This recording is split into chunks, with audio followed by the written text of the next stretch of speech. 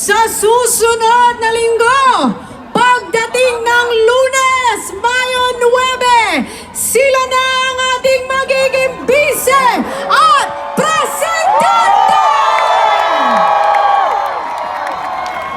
Matapos ang 3 dekadang paghihintay, ang pinakaabangang pagbabalik ng Tigre mangyayari na! Hindi ko na patatagalin pa. Ibibigay ko na sa inyo ang Pangulo na ihahalal ng majority ng mga Pilipino. It has been my greatest honor na ipakilala sa inyo ang ating ihahalal na ika-17 Pangulo ng Republika ng Pilipinas. Sabay-sabay nating salubungin ang ating susunod na Pangulo, Ferdinand Bongbong Marcos!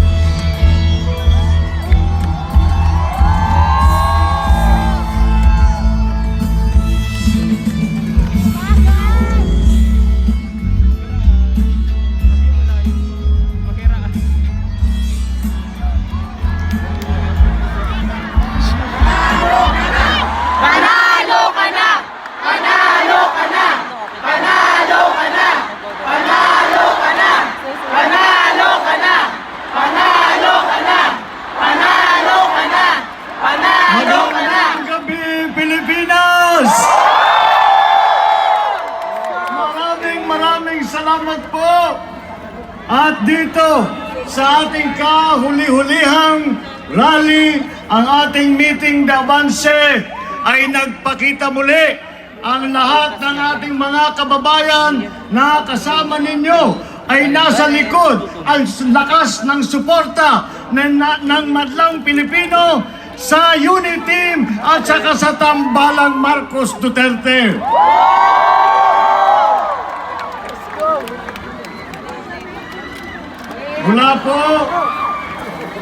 Mula po nung kami ay nagsimula nitong kampanya na ito, ay aming dala. Panalo ka na! Panalo ka na! Panalo ka na! Panalo ka na! Panalo ka na! Panalo ka na! Mananalo na tayo basta't walang tulugan sa labas. Hindi na tayo matisnasa ulit. Alam naman po natin kapag naiwanan natin kung minsan ay maraming nangyayari na hindi ka na isnail. Walang tulugan! Walang tulugan! Walang tulugan! Walang tulugan! Walang tulugan! Umuwi na kayo eh. Takot-takot na kape itong uubusin natin. Mula po nung nagsimula ang kampanyang ito, ang unity po ay 6 na buwan nang umiikot sa buong Pilipinas at dala ang mensahe ng pagkakaisa, dala ang mensahe ng pagmamahal at pagtutulungan ng bawat Pilipino.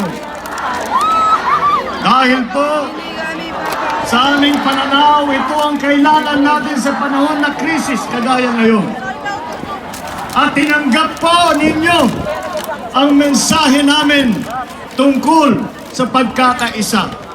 Naunawaan po ninyo kaagad na ang pagkakaisa ay magiging bunga ng pagmamahal ng bawat Pilipino sa isa't isa.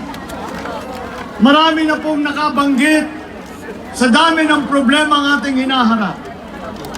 Marami pong nakakaalam at nararamdaman kung ano ba ang mga dapat tugunan na dala ng pandemya, ng krisis ng ekonomiya na likha ng pandemya. Kami po ay patuloy naming isinisigaw ang pagkakaisa. At ang ating mga kababayan, kayo po lahat, ay napakadali sa inyo na maunawaan ang pagkakaisa dahil nasa inyo ang puso ng tunay na Pilipino. Ang puso na nagmamahal sa kapwa, ang puso na may malasakit sa kapwa, ang puso na nagmamahal sa ating bansang Pilipinas. Dahan-dahan po ay dumadami po ang sumasama sa atin. Dahan-dahan po ay naririnig natin ang sagot ng ating mga kababayan sa sigaw ng unity ng pagkakaisa. At ito po ay nung nagsimula kami, 6 na buwan na po. Nung nagsimula kami, ay ang sagot na naririnig natin ay parang bulong lamang. Halos hindi po marinig. Habang tumatagal po ang panahon, nakikita po natin na yung bulong na yan ay palakas ng palakas. Habang dumadami nagsasanib puwersa sa likod ng kilusan ng pagkakaisa. Hanggat ngayon na maliwanag na ang sigaw ng Pilipino. At ang sigaw ng Pilipino ay nauunawaan namin ang pagkakaisa. Nauunawaan namin ang pagmamahal, kaya't kami ay kasama sa pagkakaisa. Kami ay kasama sa pagpapaunlad ng Pilipinas. Kami ay kasama sa pagpaganda ng buhay ng bawat mamamayang Pilipino. Kami ay kasama sa kilusan ng pagkakaisa. Dito po nating makikita ang tunay na ugali, ang kultura ng Pilipino na nagmamahal sa kapwa. Dito po natin makikita ang tunay ng pagmamahal ng mga Pilipino sa ating minamahal na Pilipinas. Kaya naman po, ang ating sinasabi ay hindi tayo dapat magtaka. Dahil po, alam po natin ang ugali ng Pilipino. Ang ugali ng Pilipino ay mapagmahal. Ang ugali ng Pilipino ay may malasakit sa kapwa. Lagi ko pa, na pag-iikot-ikot namin, lagi ko pong sinasabi na alam naman po natin ang tunay na puso ng Pilipino. Ang tunay na puso ng Pilipino ay tutulungan ang kanyang kapwa kapag naghihirap. Ang tunay na puso ng Pilipino ay magbibigay ng kanyang kamay upang makapagdulot man lang ng kaunting tulong at ginhawa kung isang ay natisod na dadapa na Pilipino. Alam naman po natin na ang ugali ng Pilipino ay maging mapagmahal hindi lamang sa kapwa kung hindi sa bansang Pilipinas. Kaya naman po, kami po ng unity, ng tambalang Marcos at saka Duterte. Kami po ay umikot upang lumapit sa ating mga kababayan at hilingin sa inyo ang inyong suporta. Hilingin sa inyo ang suporta para sa aming mailuklok ang ating mga magagaling na opisyal para aming masimulan ang pagkakaisa ng sambayanang Pilipino. At dumadami na po ang sumanib puwersa dito sa kilusan ng pagkakaisa. Ngunit, meron po akong napuna Kami po ay tumakbo sa ilalim ng adhikain ng pagkakaisa. Hiningi namin po ang suporta ng ating mga kababayan. At ibinigay naman po ninyo ang inyong nagpahayag kayo ng suporta, nagpahayag kayo ng tiwala sa Marcos at kay Marcos at saka dito Duterte at pati sa Unity. Kaya gumanda po ang pag-asa namin na pagdating ng halalan, baka naman ay kami ay mabigyan ng pagkakataon na simulaan ang pagkakaisa ng Pilipinas. Ngunit po, hindi pa po tayo nakarating sa halalan. Hindi pa po tayo wala pa po tayong napasyahan ng mga kandidato na mamumuno sa darating na ilang taon. Ngunit, ang taong bayan po ay hindi na po nag-antay sa halalan. Ang taong bayan po, nung narinig ang aming mensahe ng aming adhikain ng pagkakaisa, ay sinimulan na ang pagkakaisa. Kaya't nating nararamdaman ngayon na ang buong Pilipinas ay dahan-dahan nang nagkakaisa.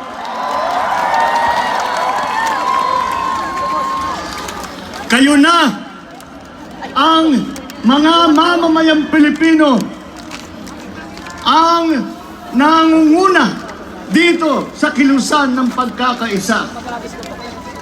Habang kaming mga kandidato ay nag-aantay ng suporta, nag-aantay na kung sana kami maging mapalad at makaupo, ang taong bayan ay hindi na naghantay at ipinalabas ulit ang tunay na puso ng Pilipino at sinimulan na ang pagkilos ng pagkakaisa. Kaya naman po, napakaganda po ng naging pagsanib puwersa ng lahat ng Pilipino.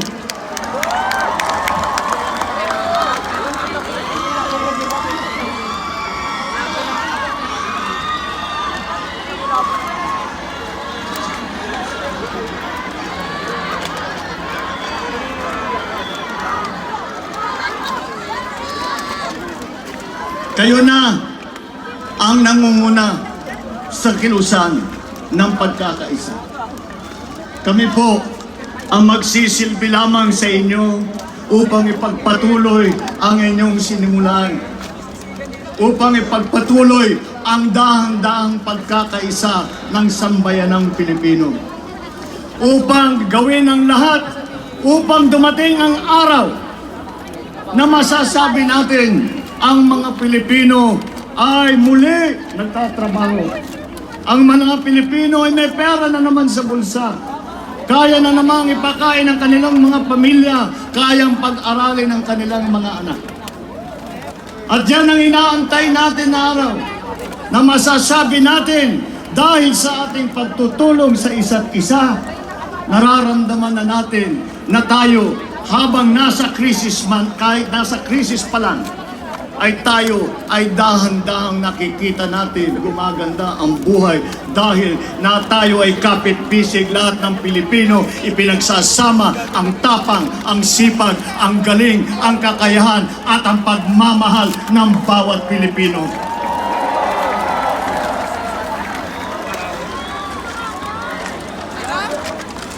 Inaantay natin na masabi na dumating na ang araw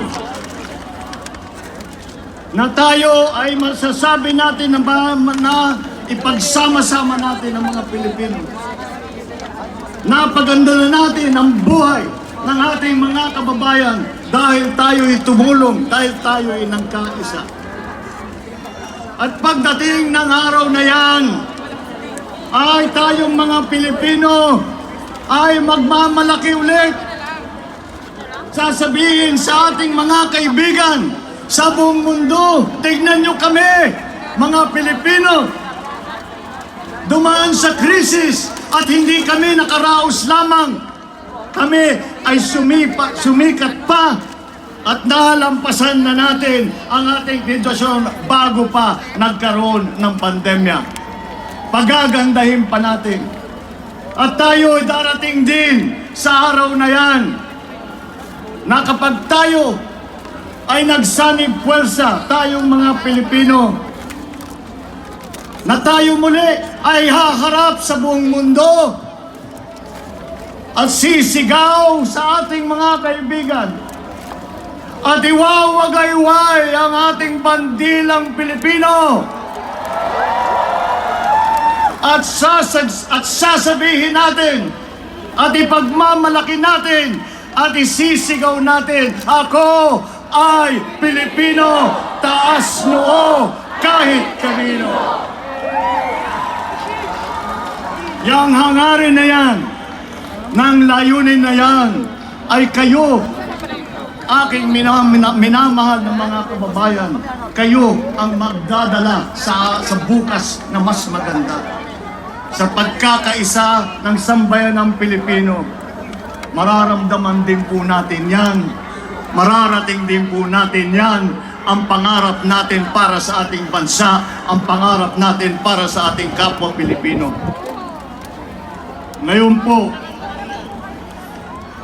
tayo ay nasa katapusan na ng kampanya para sa halalan sa Lunes.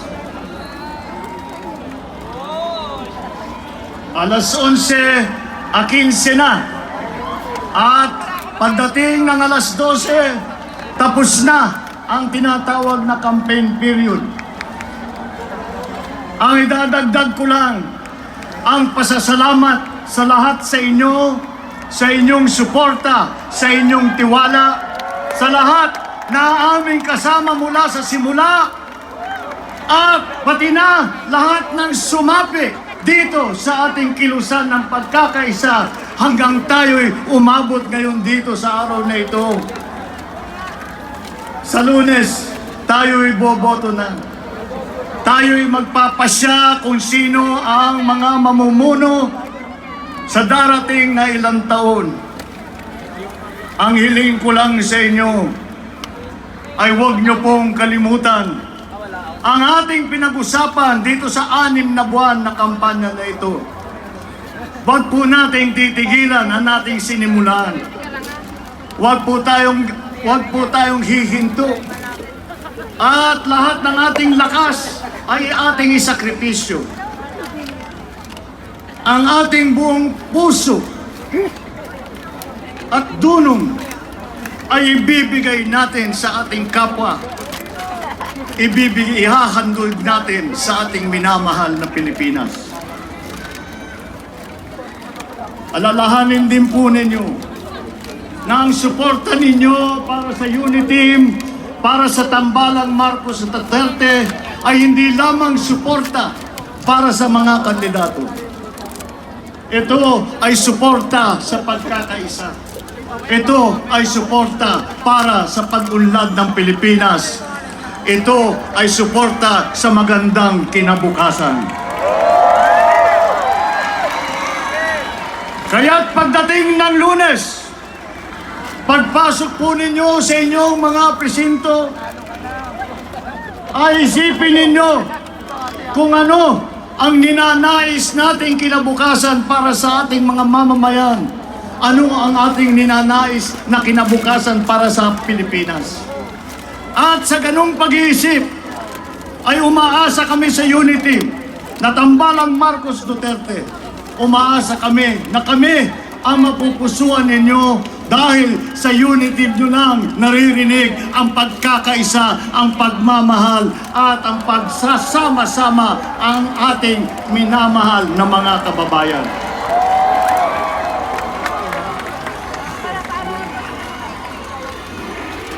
Gawin na po natin ang nakasulat sa ating mga placard. Sama-sama tayo sa tagumpay. Sama-sama tayo sa tagumpay sa darating na halalan sa Lunes. Ngunit sama-sama rin tayo sa tagumpay ng pagkakaisa ng buong Pilipinas. Yan po ang aming naging pangarap. Mukha naman dahil sa inyo, dahil sa inyong mga minamahal kong kababayan, malaki po ang pag-asa na makakamtan natin yung pangarap na yan. Maaabot po natin at magagawa po natin para sa Pilipinas yan. At kapag ating nagawa ito, asahan ninyo na tayo ay maaalala natin kung saan tayo nagsimula. Maaalala natin kung ano ang ating linakbay upang dumating dito. At kung ano pa ang ating ipinagpatuloy para sa pagkakaisa. At mararamdaman po natin kung tayo ay tuluyang magmahal sa isa't isa. Kung tayo ay tuluyang magmahal sa Pilipinas, sama-sama po tayong babangon muli. Maraming salamat po! Mabuhay ang Pilipinas!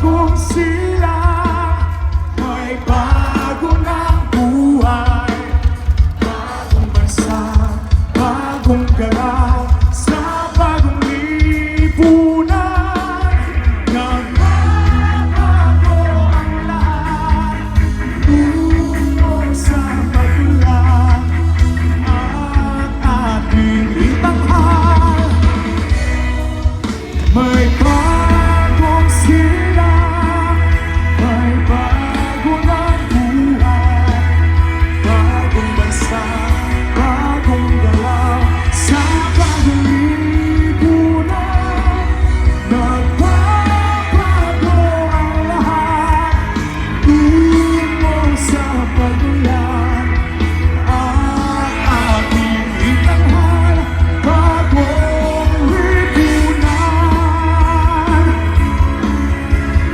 Bagong lipunan. Come on! Sabay-sabay sigaw! Bongbong Sara! Bongbong Sara! Oh! Inday Sara! Inday Sara! Come on! Bongbong! Bongbong!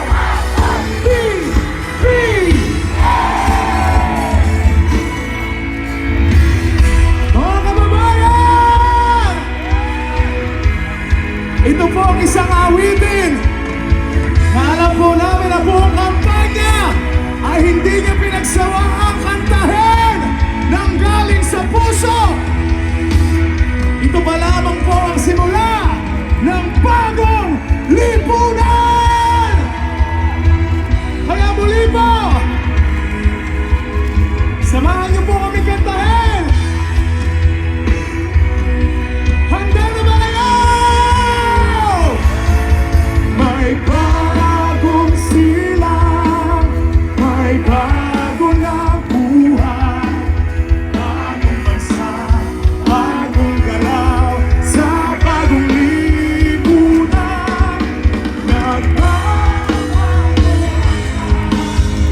tungo sa pag-ulan, ang ating itanghal, bago, may bago